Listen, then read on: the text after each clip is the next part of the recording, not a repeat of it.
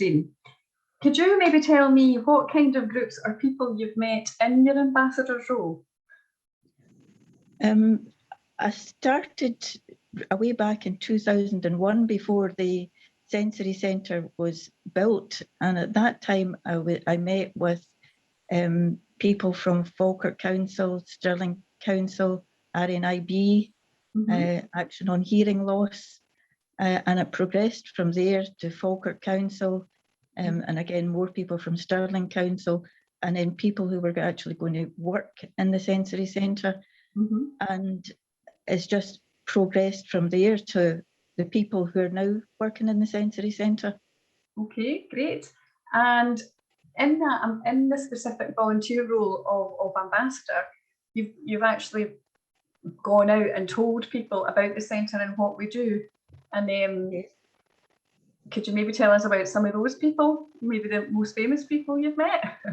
Well, I've met 2 or 3 famous people, a couple of MSPs I've taken round the Sensory Centre, Alison Harris and Alex Ferguson. I think he was an MSP for down around the borders, Dumfries and Galloway area. And of course, my claim to fame was meeting Princess Anne in September 2019. She came to the Sensory Centre to open the kitchen garden, and I had the privilege of explaining Braille to her, and had some the people who have in the Braille class round the table, and we were able to chat to Princess Anne, and she was most interested and intrigued in how Braille works. So that is my big claim to fame, is meeting Princess Anne, and that happened at the Sensory Centre. Yeah, fantastic. And yeah, I mean, to explain how Braille works, I'm sure that was really fascinating for her, because that's another big role that you play within the centre. You were telling me a wee bit about how it works, because I've actually never known what you said earlier. Can you maybe talk about that in terms of the? Well, if you think of a domino as a 6 blank, the 6 dots on the 6 make up the 6 dots which make up Braille, and there's different formations of these 6 dots which make up the language of Braille, because it is like a foreign language, and it's all these different formations, and each letter of the alphabet, as well as being a letter in its own right, if you use it on its own, it becomes a word. And a big example is the word knowledge. We don't write the word knowledge out in full, we only write K for knowledge, but you have to remember for the rest of your life how to spell knowledge. And if you a different dot, say you put a dot 5 in front of the K, it would become the word know, K-N-O-W. So you really need a good memory to learn Braille. And then about 8 years ago, the powers that be thought it would be a good idea to make all the English-speaking countries have the same Braille. So after doing Braille for a long time, I had to learn this unified English Braille, which really threw me after knowing Braille from the age of 7 up until this 8 years ago, and it was just totally different to me. Not so much the letters, but a lot of different symbols, because we had to show now that things could be emboldened or underlined, or in square brackets, round brackets, things that we never used in Braille before. Yeah, so I've never thought about that as that it's a language, so that's fascinating. And then, as you say, having to relearn your native language in a sense, or that language that you knew from a very young age, must have been tough. And a lot of people say that Braille is a dying art, but it's not really.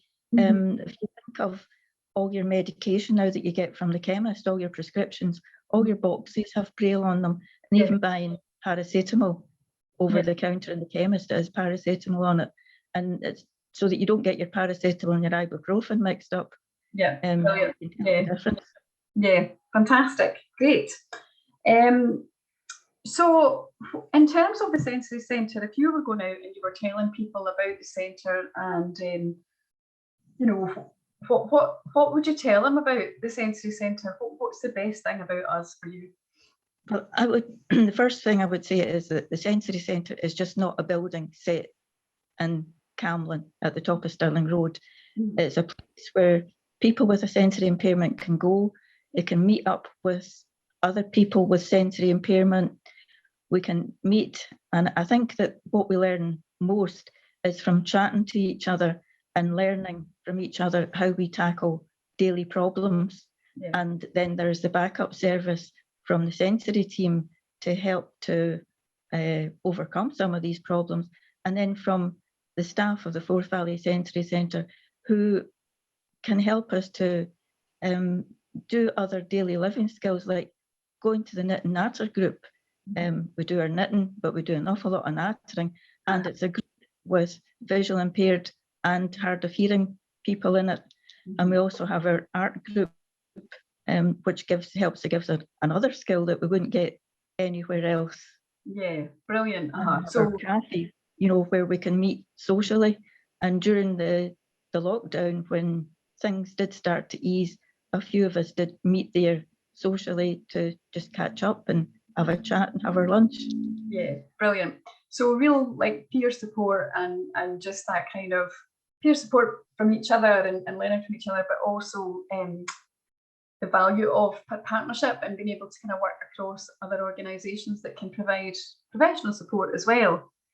Yes, and you know, getting that IT support. I'm not the most technical person, as you know, Caroline, but in the last 2 or 3 months, I've been able to learn how to do Zoom, learn how to do an email, send it. Yeah, which I did. Fantastic. I know, it's brilliant. It's brilliant to see. It's absolutely fantastic. So when you're going out and telling people, because one of the parts of this role is about going out to other groups and organisations to tell them about the centre, but also to kind of raise awareness of sensory loss. What do you tell people about life as a person with visual impairment? What kind of things do you want to raise let awareness people know about? that it's we try to live as normal a life as possible, if normal in inverted commas. But we do have to make certain adaptations. Our mobility is a bit different. I use a long cane, so I demonstrate to people using the long cane how to get around. Some people prefer to have a guide dog. I have some special things that I take out with me, like taking my kitchen timer with me, you know, which I use a lot. I don't have a microwave, a digital microwave, but when I put something into the microwave, I use my timer so that I know if I put something in for 2 minutes, it's only going to be there for 2 minutes, because my timer tells me that it's time up. And also my phone can speak to me. I use an iPhone and that speaks to me, but I used to have to use that a little bit different how a sighted person would use an iPhone. And you have to learn that you have to try and keep things in the same place all the time, so that you maybe don't put custard onto something when you think it's maybe mustard. Yeah, so a whole load of skills, that you have to have. Yes, absolutely. And that mix of kind of low tech and high tech as well, I think it's good to demonstrate, you know, both those things to people, so they understand that, you know, technology can help, but it's not always about high tech stuff. It can be the kind of just ordinary things that help. Yeah, and just, you know, like pouring a cup of tea, you can put your liquid level indicator over your cup, and when the water touches the prong, this little item will bleep, so you know that the water is nearing the top of the cup, so you know to stop pouring. Yeah, so brilliant. That is very simple. I know, ingenious. A very useful piece of equipment. Absolutely. And I'm a knitter, and to get the right size of knitting needles, I have a knitting needle gauge, and if you're looking for a particular size, when you find the hole that knitting needle fits into exactly, you know that that's the size you're looking for. The size below it might be too tight. The size next to it on the other side, the knitting needle will be able to move around in it.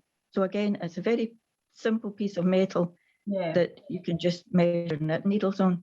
that it works. Aye, brilliant. And what about, have you got any funny stories about, you know, when you've been out promoting the centre or trying to raise awareness of sensory loss? What kind of questions do people ask that are odd? I've been out to schools on quite a lot of occasions, and I always say to the teachers before I go to the schools, please don't vet the children's, or let the children ask me the questions that they want to ask. Yeah. And one wee boy said to me one day, how did you know your husband was good looking? And I had to just say, well, I had to take his word for it. I love it. He's good looking. He's a lot older, nearly 50 years ago. That's fantastic. I love it. The innocence of children. My son, you know, I used to say to him, what would you like for your breakfast? And he'd say, a bacon sandwich, but no black bits, Mum. Oh, dear. Brilliant. Excellent.